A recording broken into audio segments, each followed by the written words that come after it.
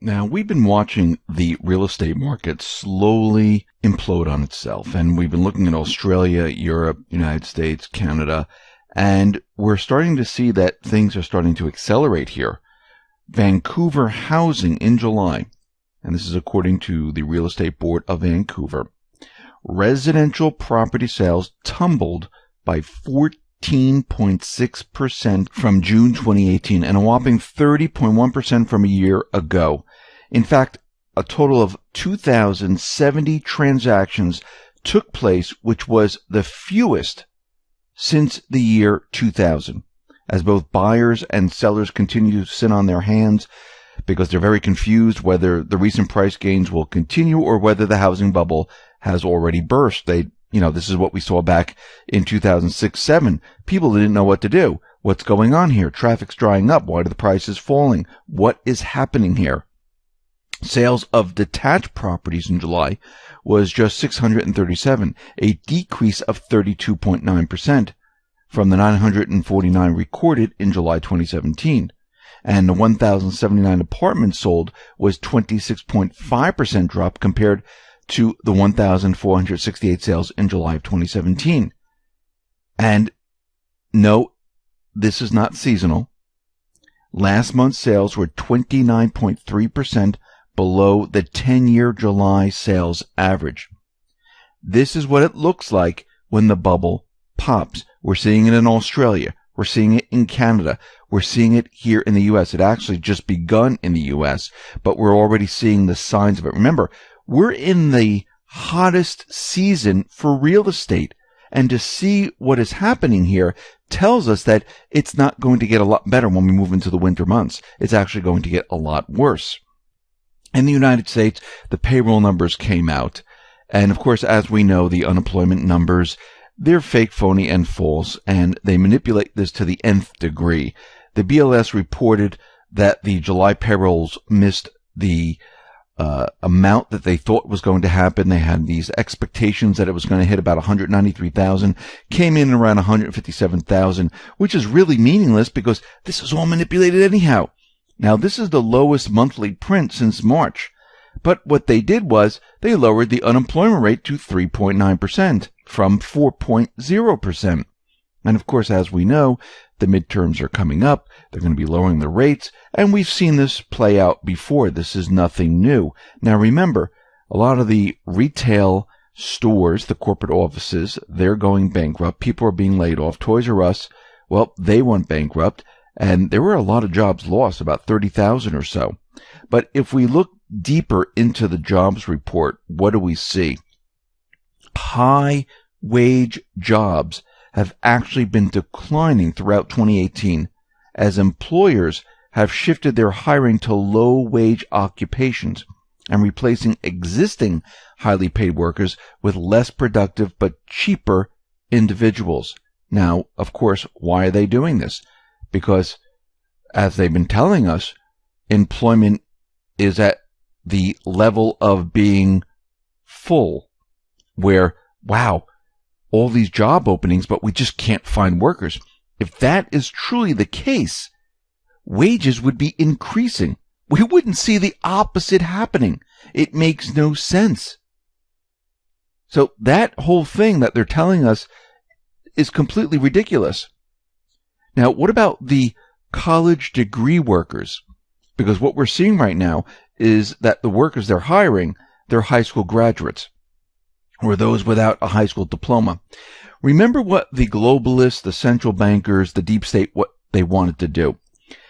With TPP, they were going to bring all nations down to the level of a third world country because they wanted a one world government.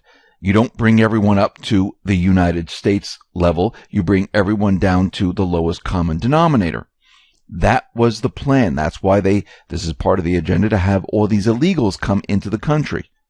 This way they can take those low-paying jobs, because the high-paying jobs, they're not going to exist anymore. We're still seeing this right now, because it doesn't happen, as soon as they push their agenda. It takes a little while, and this is what we're seeing. So what about the college degree or higher education individuals? What are they experiencing? Well, they lost about 233,000 jobs. That's kind of odd. And those individuals are finding it a very difficult time trying to find work. Now, what's very interesting about all of this is that many of the people have multiple jobs, low-paying multiple jobs. And remember how they figure out unemployment. If you have one part-time, you're a full-time worker. If you have two part-time, you have two full-time jobs. So the total number of multiple job holders in the U.S. spiked to 8.072 million, surpassing the recession high of 8.071 million hit in August of 2008, and the highest all the way back to 1999. Now, this is kind of odd, because they're telling us that the economy's fantastic. Everything's great. Why do people need multiple jobs then? Low-paying multiple jobs. Is it because they can't find that high-paying job? And we just discussed that those high-paying jobs, they're declining.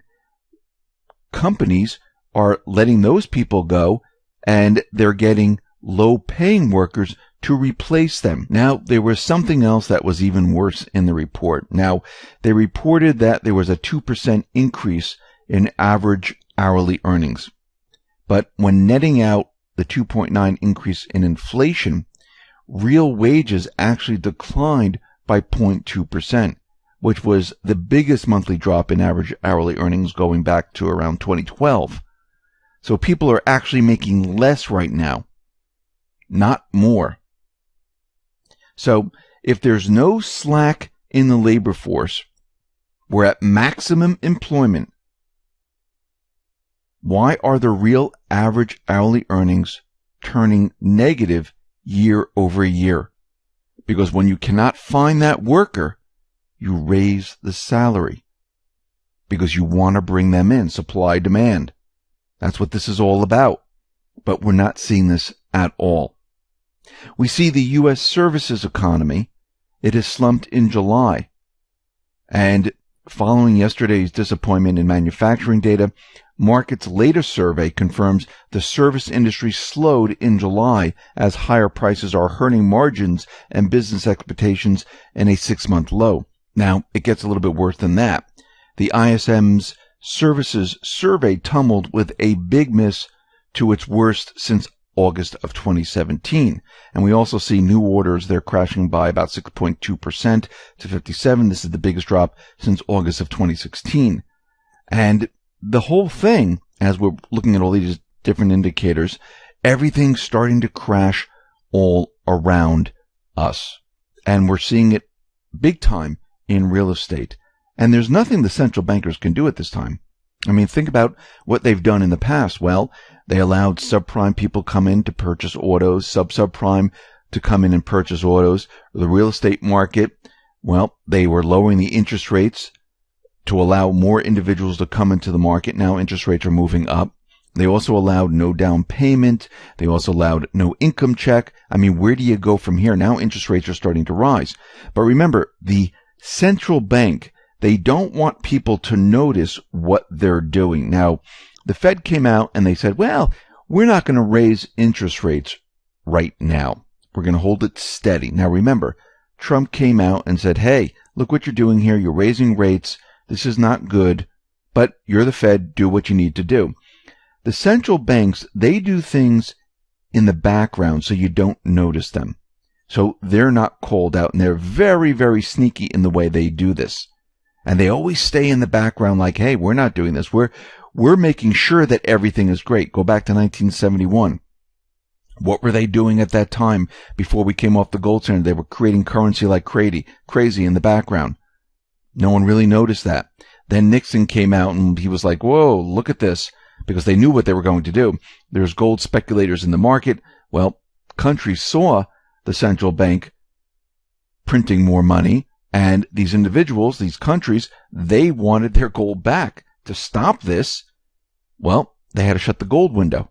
They had to shut it all down.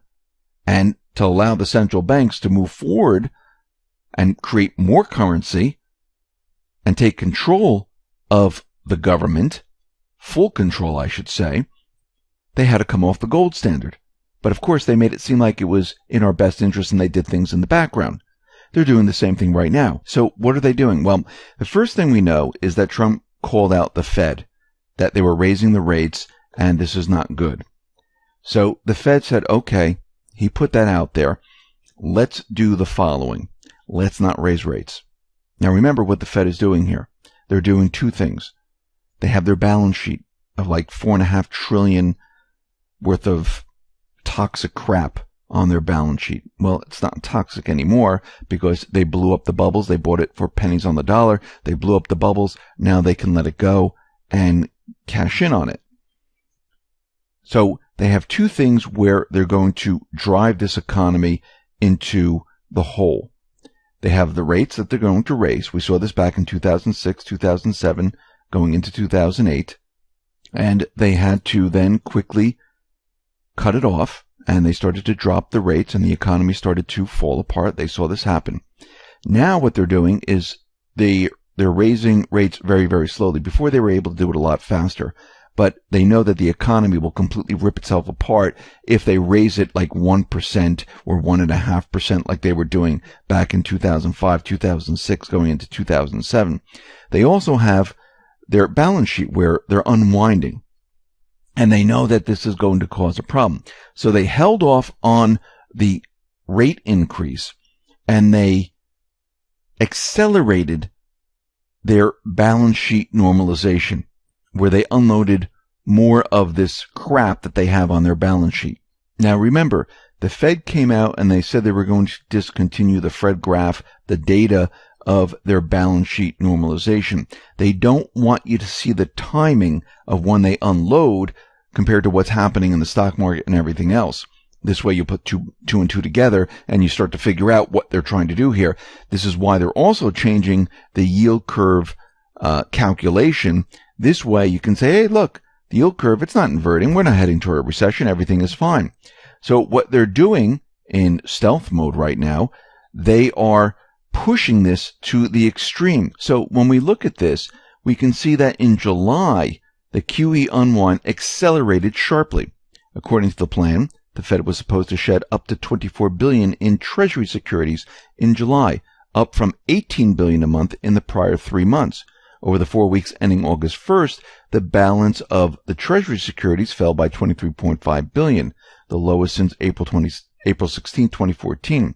Since the beginning of the QE unwind, the Fed has shed $129 billion in Treasuries. Total assets on the Fed balance sheet for the 4 weeks ending August 1st dropped by $34.1 billion. And what we're seeing here is they're accelerating their unwind. So what I think they're going to be doing right now is they're going to be flipping back and forth. Oh, we're not going to be raising interest rates. Let's push the unwind to the edge here. And they know as they do this, it's going to disrupt and hurt the economy, but they don't want to be called out on it. This is why they're changing data, hiding information, so nobody really figures this out. Then they go back to the interest rates. And I believe probably later this year, they'll raise the interest rates once again, slow up on the unwind. And this way, nobody will figure this out because the corporate media, they're not really reporting on the unwind and all this other stuff that's really going on and putting all this together. They're just saying they're doing this for the benefit of the economy, which they are not. They're not doing this for the benefit of the economy. They want to bring it down. They want to point the finger away from them. This is how they work. They'll blame it on the people. They'll blame it on Trump. They'll blame it on another country. But we see right now they're going to try to control the narrative. This is why Trump came out and actually called out the Fed. He's doing this on purpose. Both of them are trying to control the narrative. The central bank is going to be bringing down the economy. Trump's going to be bringing down the economy. And remember, Trump, the Patriots, they're using all of the same calculations that have been used since 2008. And they're pushing this to the extreme, letting these agencies do what they do best, and that is manipulation. This is why they can turn around and say, what has been going on here? You've been telling us that the economy is fantastic. Has the Fed been lying? Because the Fed just came out and they said the economy is strong. They're setting it up to blame Trump. They're going to bring in the tariffs. They're going to bring in what he's been doing, saying that it is his economic policy. Trump and the Patriots are going to turn it around, saying, no, it was the Fed. Here's the proof. Unwinding their balance sheet, the interest rates. And we don't even know what else they've been doing. We need to find out. We need to audit them. We need to take control of the Fed. This is